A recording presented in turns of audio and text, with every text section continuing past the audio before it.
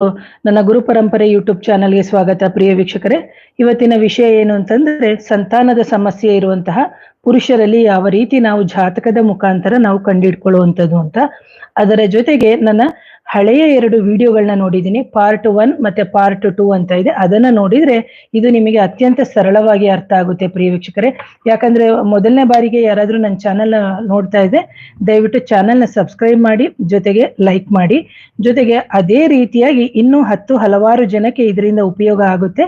ಇಂತಹ ವಿಡಿಯೋಗಳನ್ನ ಶೇರ್ ಮಾಡಿ ಅಂತ ಹೇಳ್ತೀನಿ ಪ್ರಿಯ ವೀಕ್ಷಕರೇ. ನೋಡಿ, ನಾನು ಏನ್ ಹೇಳಿದ್ದೆ ಅಂತಂದ್ರೆ, ಸಮಸ್ಯೆಗಳು ಸ್ತ್ರೀಯರಲ್ಲಿ ಯಾವ ರೀತಿಯಾದಂತಹ ಸಮಸ್ಯೆಗಳು ಆಗುತ್ತೆ ಅಂತ ಹೇಳಿದೆ. ಅಂದ್ರೆ ವಂದ್ಯಾದೋಷ ಅಂದ್ರೆ ಏನು ಅಂತ ಹೇಳ್ಬಿಟ್ಟು, ಹಾಗೆ ಪ್ರಕೃತಿಯಲ್ಲಿ ಯಾವ ರೀತಿಯ ಸಮಸ್ಯೆಗಳಿಂದ ಹೊರಗಡೆ ಬರಬೇಕು ಅನ್ನೋದನ್ನ ನಾವು ತಿಳ್ಕೊಬೇಕಾಗುತ್ತೆ.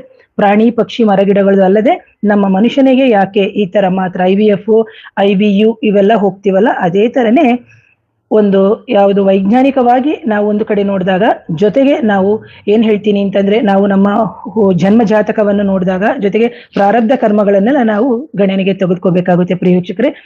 ನಾವು ಬರೀ ಸಂತಾನದ ಸಮಸ್ಯೆ ಅಂತ ಹೇಳಿದಾಗ ಬರೀ ಗಂಡಿನ ಜಾತಕವನ್ನ ಬಿಟ್ಟು ಬರೀ ಹೆಣ್ಣಿನ ಜಾತಕ ಅಥವಾ ಹೆಣ್ಣನ್ನು ಮಾತ್ರ ದೂಷಿಸುವಂಥದ್ದು ಇದೆ. ಅವಳಿಗೆ ಹೆಣ್ಣಾಗಿ ಅಂದ್ರೆ ಅವಳು ಹೆಣ್ಣಾಗಿ ಒಂದು ಮಗು ಹೆತ್ತಿಲ್ಲ, ಅವಳು ಬಂಜೆ ಅಂತ ಹೇಳ್ಬಿಟ್ಟು. ಆದ್ರೆ ಇಲ್ಲಿ ಏನಾಗುತ್ತೆ ಅಂದ್ರೆ, ಗಂಡಸಿನ ಜಾತಕದಲ್ಲೂ ಸಮೇತ ದೋಷಗಳಿದ್ದಂತಹ ಸಂದರ್ಭದಲ್ಲಿ ಎಷ್ಟೋ ಜನಕ್ಕೆ ಮದುವೆ ಆದಂತಹ ಸಂದರ್ಭದಲ್ಲಿ ಏನು ಸಂತಾನ ಆಗದೆ ಇರುವಂತದ್ದು ಇರುತ್ತೆ. ನೋಡಿ, ಇದು ಪುರುಷರಲ್ಲಿ ಬಂದು ಸಂತಾನದ ದೋಷ ಅಥವಾ ಅನಪತ್ಯ ದೋಷ ಅಂತಾನೆ ಹೇಳ್ತೀವಿ. ಹಾಗಾಗಿ ಯಾರಾದ್ರೂ ಈ ಗಂಡಸರು ಸಂತಾನಕ್ಕೆ ಸಂಬಂಧಪಟ್ಟಂತಹ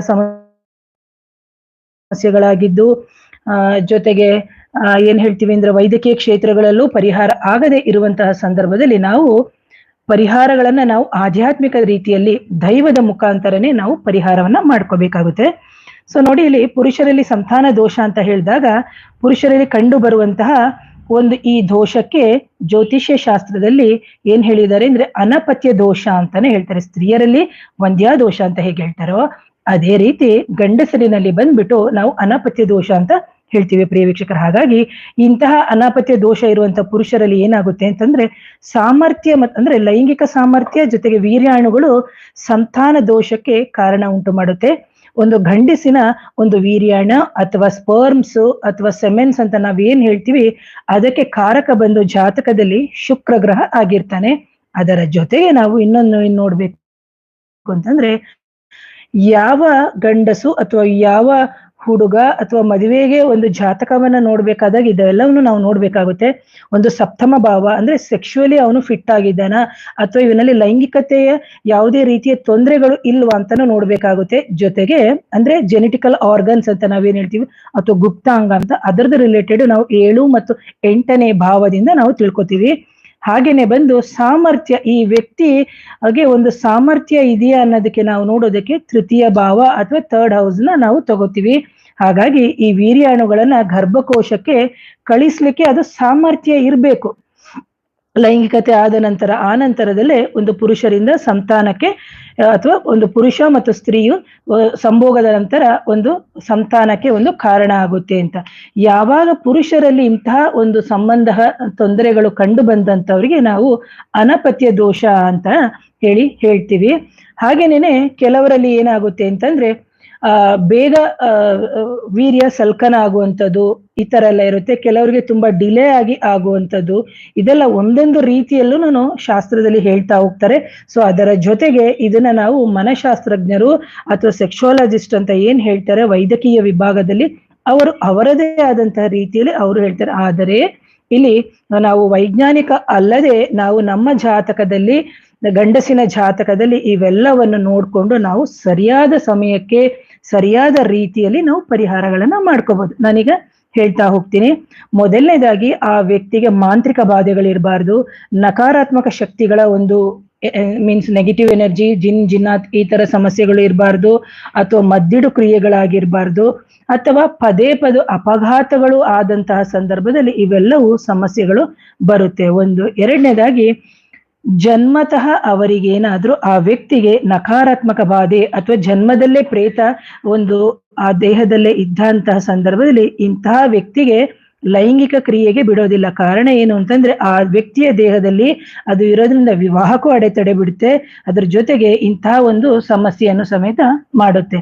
ಹಾಗೆ ಈ ಅನಪತ್ಯ ದೋಷವು ಉಂಟಾಗುತ್ತೆ, ಇದರಿಂದನೂ ಸಮೇತ ಅನಪತ್ಯ ದೋಷ ಉಂಟಾಗುತ್ತೆ. ಯಾಕೆ ಅಂತಂದ್ರೆ ನಮ್ಮ ಅಭೋಮಂಡಲ, ನಮ್ಮ ಹೌರ ಅಂತ ಏನಿದೆ ಅದು ಕೆಟ್ಟಾಗ, ಕಾರಣ ಶರೀರ, ಸೂಕ್ಷ್ಮ ಶರೀರ ಜೊತೆಗೆ ಭೌತಿಕ ಶರೀರ ಕೆಟ್ಟಾಗ, ರಕ್ತವೇ ಕೆಟ್ಟಾಗ ಏನಾಗುತ್ತೆ, ರಕ್ತದಿಂದನೇ ವೀರ್ಯ ಉತ್ಪತ್ತಿ ಆಗೋದು. ಅಂದ್ರೆ ಸಪ್ತ ಧಾತುಗಳಲ್ಲಿ ಕೊನೆಯಲ್ಲಿ ನಾವು ಅದು ಏನು ಹೇಳ್ತೀನಿ ಅಂತಂದ್ರೆ ಶುಕ್ರ ಹೊರಗಡೆ ಬರುವಂಥದ್ದು, ಅಂದ್ರೆ ವೀರ್ಯ ಹೊರಗಡೆ ಬರುವಂಥದ್ದು ಅಂತ. ಹಾಗಾಗಿ ಅಂತಹ ಸಂದರ್ಭದಲ್ಲಿ ನಿಮ್ಮ ವೀರ್ಯದ ಗುಣಮಟ್ಟವು ಕೆಟ್ಟಿದ್ಯಾ ಇಲ್ವಾ ಅಂತ ಲ್ಯಾಬಿಗೆ ಹೋಗಿ ಎಷ್ಟೋ ಜನ ಸೆಮೆನ್ ಅನಲೈಸೇಷನ್ಸ್ ಅಂತ ಮಾಡಿಸ್ತಾರೆ. ಆದರೆ ಆ ವ್ಯಕ್ತಿಯ ಜಾತಕದಲ್ಲೇನೆ ಗೊತ್ತಾಗ್ಬಿಡುತ್ತೆ. ಯಾರು ತುಂಬಾ ಡೀಪ್ ಆಗಿ ಅನಲೈಸೇಷನ್ ಮಾಡ್ತಾರೆ ಅಂಥವ್ರಿಗೆ ಖಂಡಿತವಾಗ್ಲೂ ಅವರು ಒಂದು ಗಂಡು ಹೆಣ್ಣಿನ ಜಾತಕವನ್ನು ತಂದಂತಹ ಸಂದರ್ಭದಲ್ಲಿ ಹೇಳ್ಬಿಡ್ತಾರೆ, ನೋಡಿ ನಿಮ್ಮ ಮಗನಿಗೆ ಇಂತಹ ಸಮಸ್ಯೆ ಇದೆ, ಅವನ ಒಂದು ವೀರ್ಯ ತೆಳ್ಳಗಿದೆ, ಅವನ ವೀರ್ಯ ಉತ್ಪತ್ತಿ ಸರಿಯಾಗಿ ಆಗ್ತಾ ಇಲ್ಲ ಅಂತ. ಆದ್ರೆ ಏನಾಗುತ್ತೆ ಅಂತಂದ್ರೆ ತಂದೆ ತಾಯಿಂದಿರು ತಪ್ಪು ಮಾಡ್ತಾರೆ,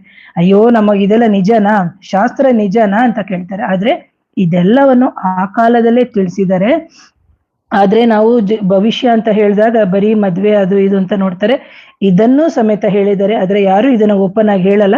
ಆದ್ರೆ ನನಗೆ ಇದೊಂದು ತಿಳುವಳಿಕೆ ಸಮಾಜಕ್ಕೆ ಕೊಡಬೇಕು ಅನ್ನೋ ದೃಷ್ಟಿಯಿಂದ ಕೊಡ್ತಾ ಇದ್ದೀನಿ.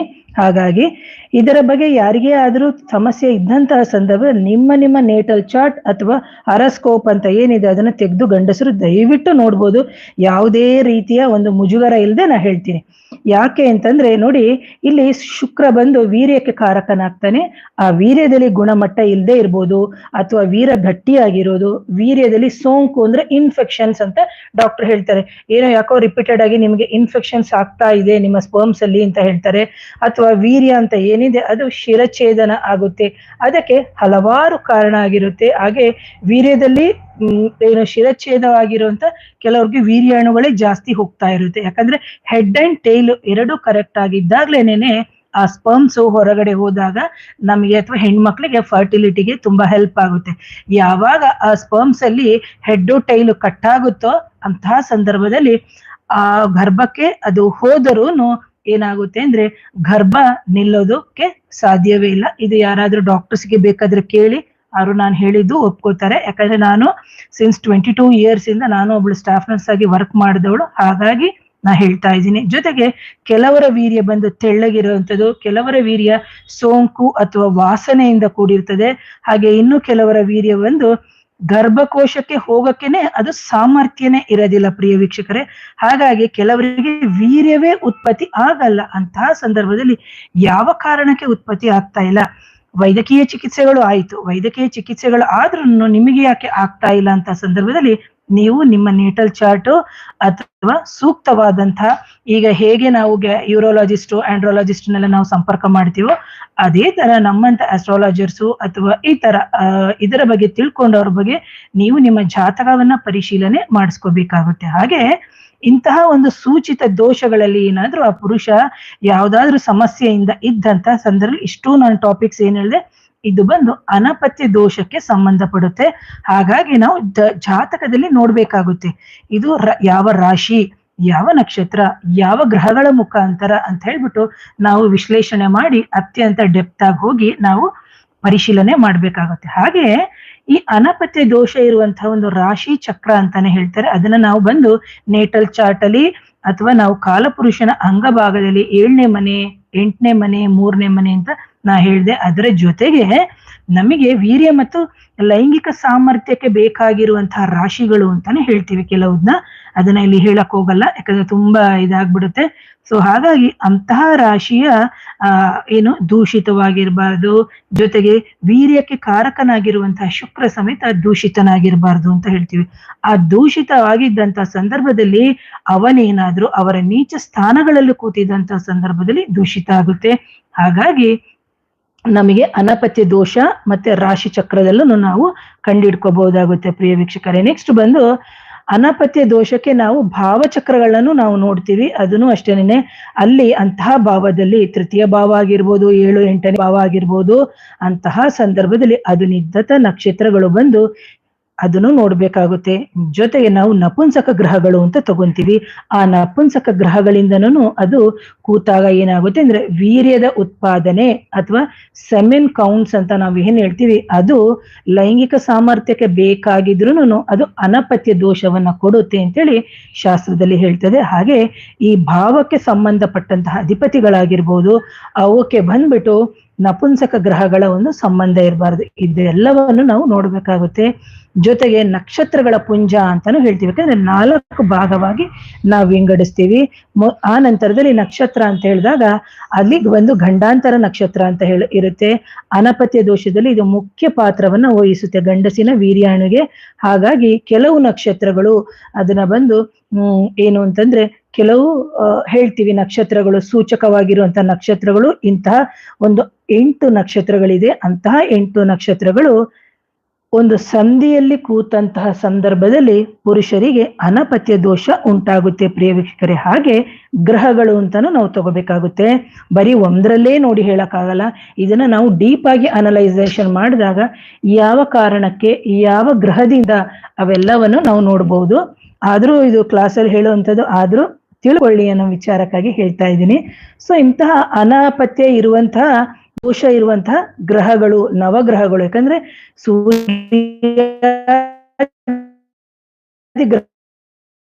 ಗ್ರಹಗಳು ಅಂತ ನಾವೇನ್ ಹೇಳ್ತೀವಿ ದೂಷಿತನಾಗಿರೋದು, ಸಂತಾನಕ್ಕೆ ಕಾರಕನಾಗಿರುವಂತಹ ಗುರುನು ದೂಷಿತನಾಗಿ. ಯಾಕೆಂದ್ರೆ ಪಿತೃಕಾರಕನಾಗಿರುವಂತ ರವಿಗೆ ಏನಾದ್ರೂ ದೋಷ ಬಂದಾಗ ಯಾವ ವ್ಯಕ್ತಿ ಒಬ್ಬ ಗಂಡಸು ಅಂತ ಅನ್ಕೊಳ್ಳಿ, ಅವನಿಗೆ ತಂದೆ ಆಗುವಂತಹ ಲಕ್ಷಣಗಳು ಕಮ್ಮಿ ಆಗಿರುತ್ತೆ. ಅಂದ್ರೆ ಅವನು ಪಿತೃ ಆಗ್ಬೇಕು ಅಂದ್ರೆ ಅವನಿಗೊಂದು ಸಂತಾನ ಆಗ್ಬೇಕು ತಾನೆ.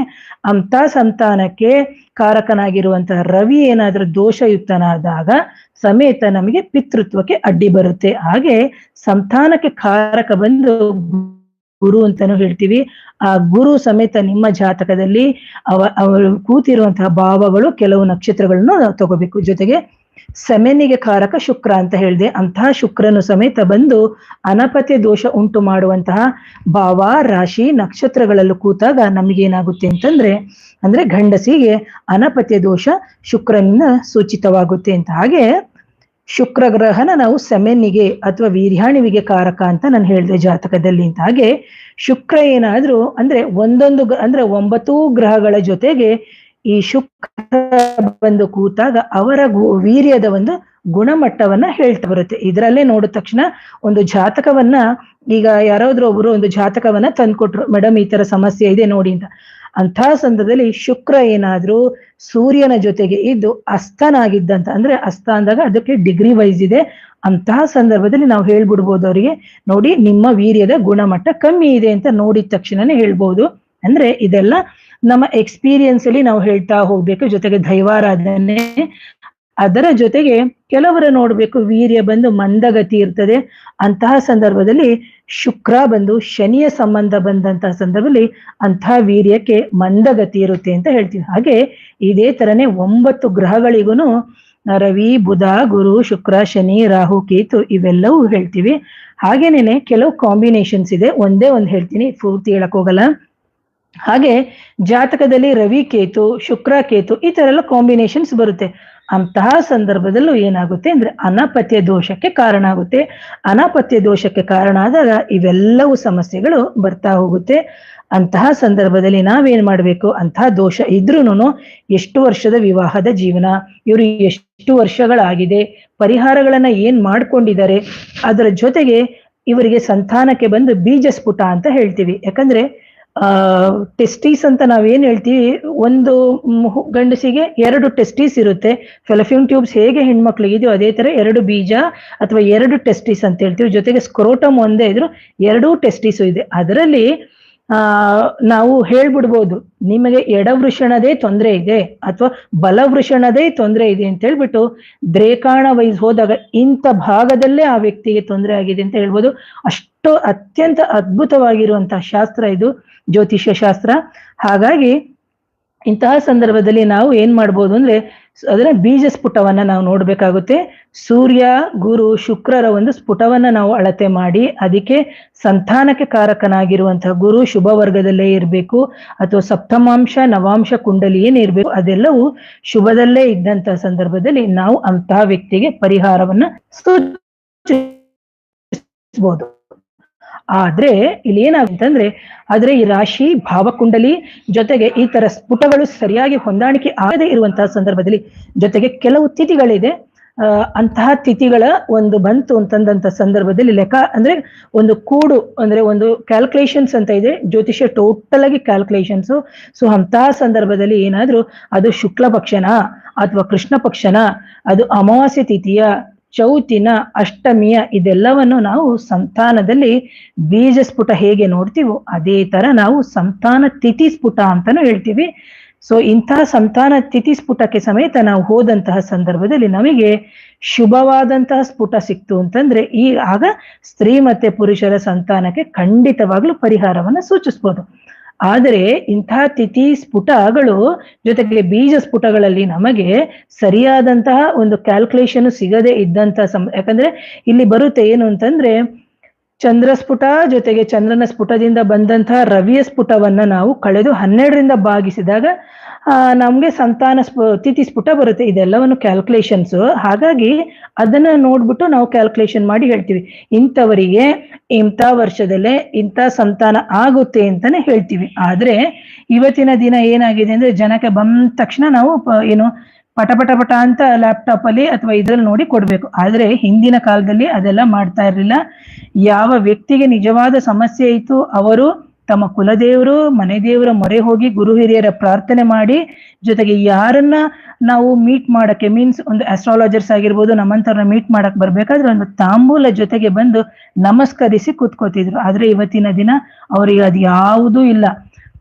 ಯಾಕಂದ್ರೆ ಇದು ಏನು ಕಲಿಯುಗ ಅನ್ನೋದಕ್ಕಿಂತ ಜನರ ಒಂದು ಮಹಿಮೆಗಳೇ ಆ ತರ ಬದಲಾವಣೆ ಆಗಿದೆ.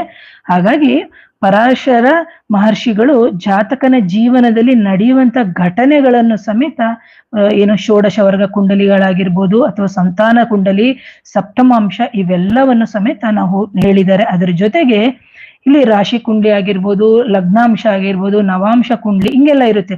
ಅವೆಲ್ಲವನ್ನು ನಾವು ಪರಿಶೀಲನೆ ಮಾಡ್ಬೇಕಾಗುತ್ತೆ. ಜೊತೆಗೆ ದುಸ್ಥಾನಕ್ಕೆ ಹೋಗ್ಬಾರ್ದು ಅಂತ ಹೇಳ್ತೀವಿ. ಅಂದ್ರೆ ಇದು ಕ್ಲಾಸಿನ ವಿಚಾರ, ಆದ್ರೂ ವೀಕ್ಷಕರಿಗೆ ತಿಳ್ಕೊಳ್ಳಿ. ಯಾಕೆಂದ್ರೆ ಎಷ್ಟೋ ಜನ ಹೇಳ್ತಿರ್ತಾರೆ ನಮಗೆ ಮಕ್ಕಳು ಭಾಗ್ಯ ಇಲ್ಲ. ಮೊನ್ನೆ ಯಾರೋ ಬಂದಾಗ ಹೇಳ್ತಾ ಇದ್ರು, ಮೇಡಮ್ ನನ್ಗೆ 45 ವರ್ಷ ಆಗುತ್ತಾ ಇಲ್ವಾ ನೋಡಿ ಅಂತ. ಆದ್ರೆ ಅವರ ಜಾತಕದಲ್ಲಿ ಸಂತಾನದ ಫಲ ಇದೆ, ಸಂತಾನದ ಯೋಗ ಇದೆ. ಆದರೆ ಅವರಿಗೆ ನಕಾರಾತ್ಮಕ ಶಕ್ತಿಗಳು ಚಿಕ್ಕ ವಯಸ್ಸಿನಲ್ಲೇ ಮೈ ಹಿಡಿದು ಅವರಿಗೆ ಸಂತಾನಕ್ಕೆ ಒಂದು ಸಮಸ್ಯೆಯನ್ನ ತಂದು ಒಡ್ಡಿ ಗರ್ಭಪಾತಗಳು ಆಗ್ತಾನೇ ಇತ್ತು. ಆದ್ರೆ ಇಲ್ಲಿ ನಾವು ನೋಡ್ಬೇಕಾಗ ಇದು ವಂದ್ಯಾದೋಷದಿಂದ ಆಗಿದ್ಯಾ, ಗುರುವಿನ ಶಾಪದಿಂದ ಆಗಿದ್ಯಾ, ಅಥವಾ ಪ್ರೇತ ಶಾಪದಿಂದ ಆಗಿದ್ಯಾ, ಪ್ರೇತ ಬಾಧೆಯಿಂದ ಆಗಿದ್ಯಾ ಅಂತ ಹೇಳ್ಬಿಟ್ಟು ಅಂತಹ ಸಂದರ್ಭದಲ್ಲಿ ನಾವು ಯಾವುದಕ್ಕೆ ಪರಿಹಾರ ಮಾಡ್ಕೋಬೇಕು ಅದಕ್ಕೆ ಮಾಡ್ಕೋಬೇಕು. ಅಂತಹ ಸಂದರ್ಭದಲ್ಲಿ ನಾವು ಏನು ಗೋಪಾಲ ಸ್ವಾಮಿ ಹತ್ರ ಹೋಗಿ ತೊಟ್ಲು ಕಟ್ಬಿಟ್ಟು ಹರಿಸ್ಕೊಂಡ್ ಬಂದಿದ್ದೀನಿ ಅಂದ್ರೆ ಆಗಲ್ಲ ಅನ್ನೋದಕ್ಕಿಂತ ಹೆಚ್ಚಾಗಿ ಪರಿಹಾರಕ್ಕೆ ಬೇಕಾಗಿರೋದನ್ನೇ ಕೊಡ್ಬೇಕು. ಯಾಕೆಂದ್ರೆ ದೇಹವೇ ಅಶುಚಿಯಾಗಿದ್ದಾಗ ನಿಮಗೆ ಹೇಗೆ ಸಂತಾನ ಆಗುತ್ತೆ ಅಂತ ನಾನು ಕೇಳ್ತೀನಿ. ಹಾಗೆ ದೇಹ ಅಶುಚಿ ಆಗಿದ್ರೂನು ಅಂತಹ ಸಂದರ್ಭದಲ್ಲಿ ದೈವ ಬಲ, ಗುರುವಿನ ಬಲ, ನಿಮ್ಮ ಗುರುಗಳ ಒಂದು ಆಶೀರ್ವಾದ, ಕುಲದೇವರ ಆಶೀರ್ವಾದ ಇದ್ರೂ ಖಂಡಿತ ಆಗುತ್ತೆ. ಇದನ್ನ ಇಲ್ಲ ಅಂತ ಹೇಳಲ್ಲ. ಯಾಕಂದ್ರೆ ಇದೆಲ್ಲನೂ ಪ್ರಾರಬ್ಧ ಕರ್ಮ. ಅಂತಹ ಸಂದರ್ಭದಲ್ಲಿ ನೀವು ಗೋಪಾಲ ಸ್ವಾಮಿ ಬೆಟ್ಟ ಆಗಿರ್ಬೋದು, ರಾಹುಕೇತು ಅಥವಾ ನಾವೇನ್ ಹೇಳ್ತೀವಿ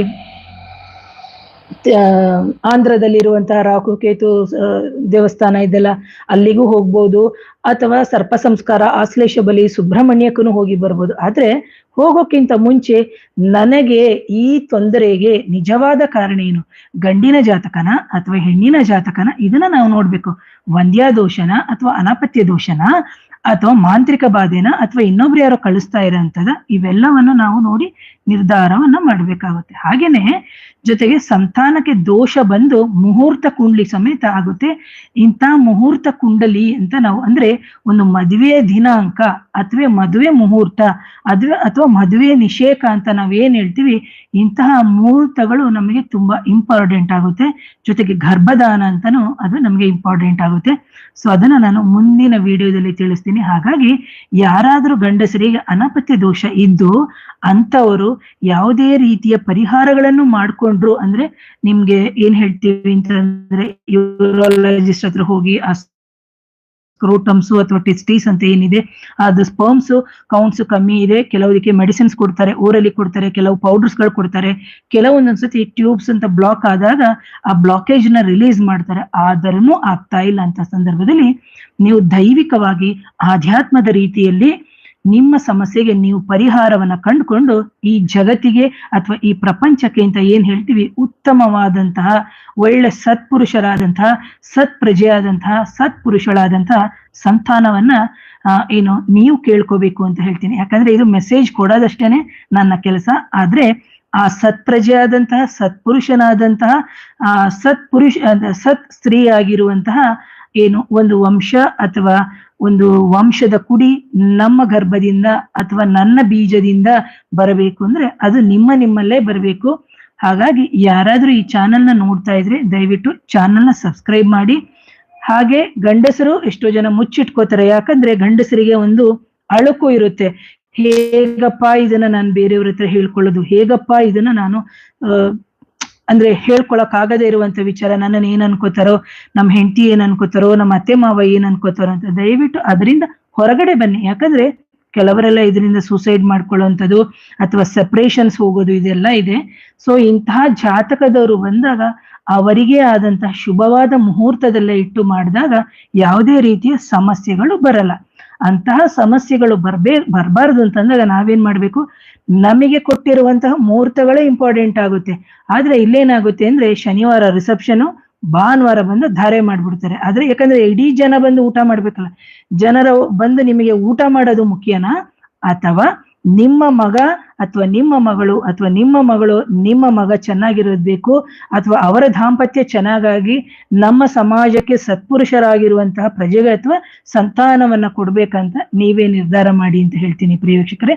ಹಾಗೆ ಈ ನನ್ನ ಚಾನೆಲ್ನ ಯಾರು ನೋಡ್ತಾ ಇದ್ದೀರಿ ದಯವಿಟ್ಟು ಚಾನೆಲ್ನ ಸಬ್ಸ್ಕ್ರೈಬ್ ಮಾಡಿ. ಹಾಗೆ ಇನ್ನೂ ಹಲವಾರು ಜನಕ್ಕೆ ಶೇರ್ ಮಾಡಿ.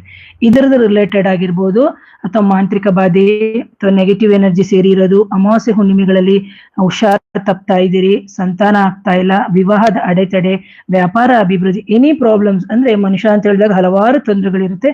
ಅಂತಹ ಸಮಸ್ಯೆಗಳಿಗೆ ನಿಮಗೆ ಕನ್ಸಲ್ಟೇಷನ್ ಬೇಕಾಗಿದ್ದಂತಹ ಸಂದರ್ಭದಲ್ಲಿ ನೇರವಾಗಿ ವಾಟ್ಸ್ಆಪ್ ಮುಖಾಂತರ ಸಂಪರ್ಕಿಸಿ. ಯಾವುದೇ ಕರೆಗಳನ್ನು ಸ್ವೀಕರಿಸಲಾರೆ.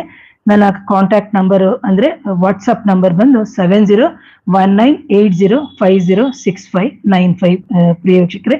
ಹಾಗಾಗಿ ಮತ್ತೊಮ್ಮೆ ಮಗದೊಮ್ಮೆ ನನ್ನ ಕಡೆಯಿಂದ ಥ್ಯಾಂಕ್ಸ್ ಅಂತ ಹೇಳ್ತೀನಿ. ನಮಸ್ತೆ.